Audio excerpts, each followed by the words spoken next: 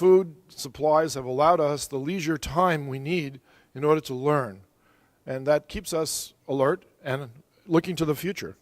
But the consequences of our current modern philosophy of raising food, in the technical world at least, involves fertilizers and pesticides and a huge amount of expenditure towards the use of water, 70%. I'm sure you're probably tired of hearing that figure by now. This is being the second day of a conference just on water.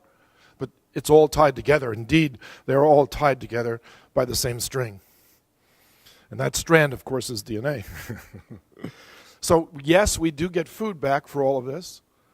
But we also get one other thing, and that's agricultural runoff. And I don't know if that's been discussed earlier. I'm sorry that I missed the earlier sessions, but I can tell you that agricultural runoff is trashing the world's oceans.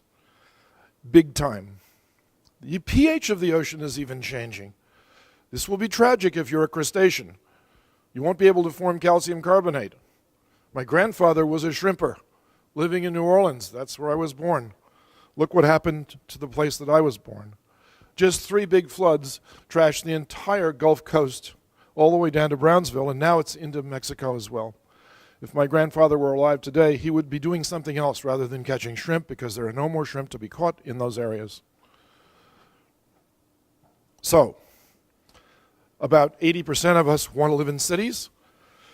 Here we are, inside New York, where lots of us live and choose to live. And so the question is, can we supply enough safe food and water for the next 10 billion people, or for all of us? And the answer, of course, is sure we can. All we would have to do is just politely ask Brazil if we could probably borrow their rainforest to put into more land production for the food that's needed in that direction. But we also have to do this. If we don't, of course, we will live very short lives eventually, and we will engineer our own extinction. I'm thoroughly convinced of that. So I believe, though, that we can do both of these things. But we have to change our mindset as to how we do things. The model has to go along with the future. And so, here it is. This is not new technology. This is hydroponics and aeroponics, fish farming.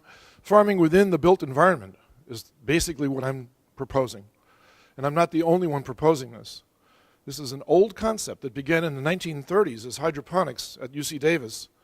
You want to go before that, of course, you can get to the Hanging Gardens of Babylon. We don't have an exact carbon date on that, but it's old.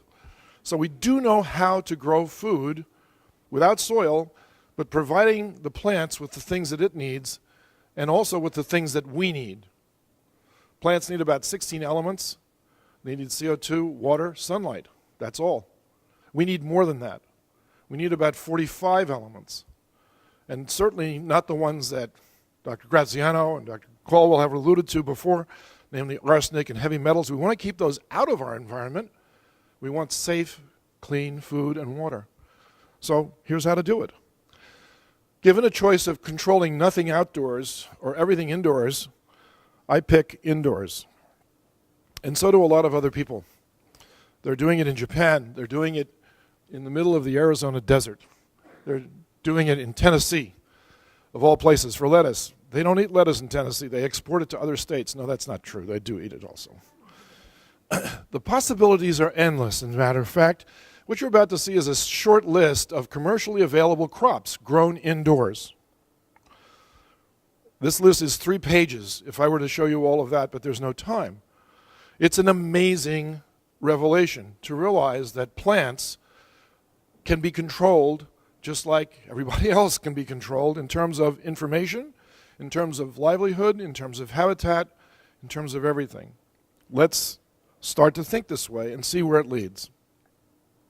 If we take the concepts of indoor farming and apply them to the built environment, which is where we live, we're going to end up with a slightly different configuration than we have in the middle of the Arizona desert, which is, by the way, 318 acres worth of desert-based, high-tech hydroponic farming. So the only difference is that their agricultural footprint is large, and they live far away from where I do. I would like that much closer to where I live. So how do we do that? We build up. We make it vertical. Is that difficult to do? Probably not. In fact, I think it's very simple, straightforward engineering. But here are the results. Let's assume for the moment that we're doing that. Here's what you'll get back for that. No agricultural runoff. Everything is controlled inside. Year-round crop production. There's no seasons, therefore you can get multiples of what you're growing outdoors, indoors. For every outdoor acre of farmland, you could probably generate 10 to 15 acres of indoor, no, I misstated that one. For every indoor acre of farmland you can generate some 10 to 15 acres of outdoor land that you no longer need to farm. Therefore, you can restore the environment by letting that part of the world grow back to what it used to be before we farmed there. You get no crops failing because of severe weather events, and it uses far less water. It uses far less fossil fuels, and it's much better for the environment all the way around, and it allows for the restoration of the environment. Other advantages include remediating greywater by using plants as living machines, creating new jobs, of course, supplies fresh produce for inner city. I live in inner city. I don't have to be poor to live in the inner city, but in this case we're referring to the inner city as the poor. It uses lots of abandoned city properties. It doesn't care about the brownfields. Everything happens above ground. And we can grow other things too. We can grow biofuels. We can grow drugs that are derived from plants like artemisinin that's used to treat drug-resistant malaria. These are the good reasons for doing it, to avoid these situations where extreme hunger exists.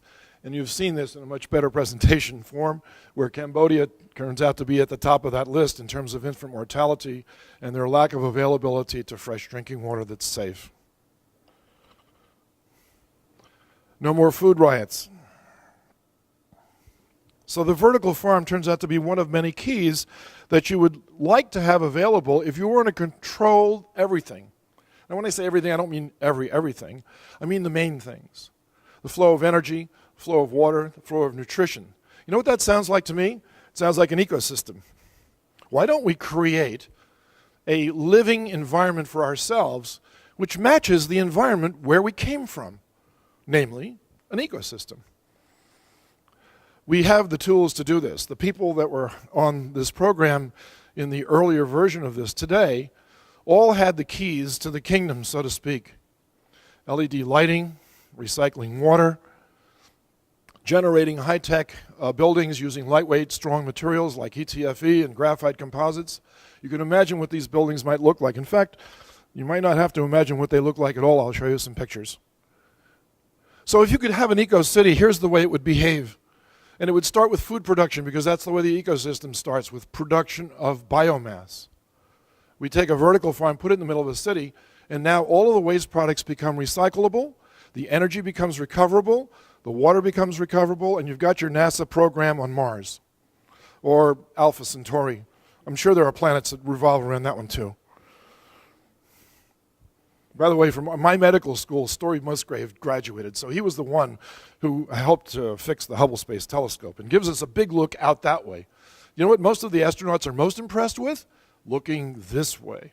And what do they see? They see environmental degradation. They all want to do something to help. But can we do any of this? Well, we're already doing it. We've heard some examples of this already, and here's the toilet-to-tap strategy that's now being used in Santa Ana, California. San Diego is going to a similar system. Many, many, many large municipalities are going this way. But what about the solids? I didn't hear any mention of the solids because it's a water conference. But the solids contain lots of energy. And in fact, in New York City, the annual defecation events of 8 million people could produce over 90 million kilowatt hours of electricity if incinerated in a high-tech situation like, as for example, plasma arc gasification is shown here. So we can recover everything. So here are some imaginary flights of fancy, as it were, through the world of what would a vertical farm look like? How could it manifest itself? This happens to be a food pyramid, of course.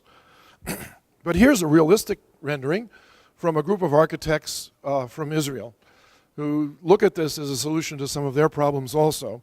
So these are recent submissions to our website, verticalfarm.com.